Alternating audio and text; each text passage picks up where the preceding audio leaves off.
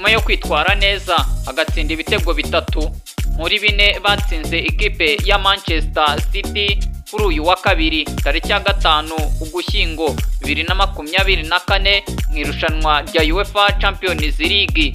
Victor Gyökeres.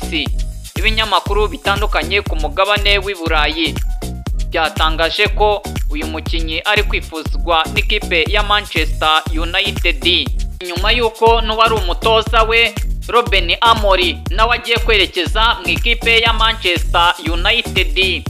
Victor Gyökeres wasinye imyaka 5 muri Sporting Lisbon arimwo aratangwaho miliyoni 70 z'amapaundi. Gusa Sporting Lisbon yabwiye Manchester United ko niba yifuza uyu mukinyi igomba gutanga asaga miliyoni 100 z'amapaundi.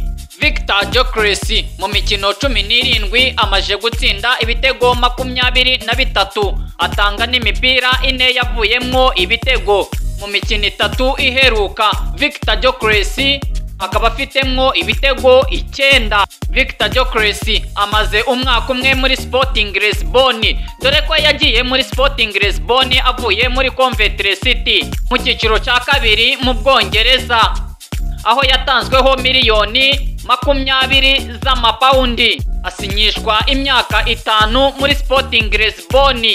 Gusa kuri ubu ngubu Manchester United ikaba iri kumwifuza ngo azane n'umutoza Ruben Amorim nawe watozaga iyi kipe ya Sporting Lisbon.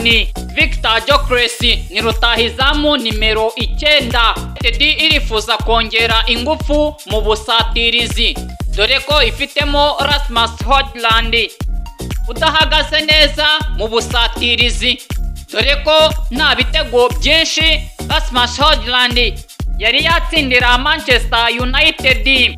Victor Gyökeres yanyuze mu ikipe ya Brighton Hove Albion 2018 gushyika 2021, aho yavuye muri Brighton yerekeza muri Coventry City mu cyiciro cya kabiri 2021-2023, avayo yerekeza muri Sporting Lisbon muri 2023-2024, akaba yaramaze umwaka umwe akinira Sporting Lisbon. Kuri ubu ngubu akaba yifuzwa na Manchester United. Buretse kugenda gatoya, iyi ni BT Sport, aho uzajya ukura amakuru ya siporo akakugeraho ku buryo bwuzuye. Niba ushaka amakuru ya siporo, ubusesenguzi bw'abakinnyi bose, abatoza, amakipe, Arsenal nk'abakinnyi Cristiano Ronaldo, Neymar, Messi, Kylian Mbappe, abakinnyi nk'abo ngabo nka Saka, abantu bakizamuka, ndagusaba gukora subscribe kuri BT Sport. ubundi ujya update za buri munsi za sport. Subscribe, share, comment, icyo kintu ntukibagirwe.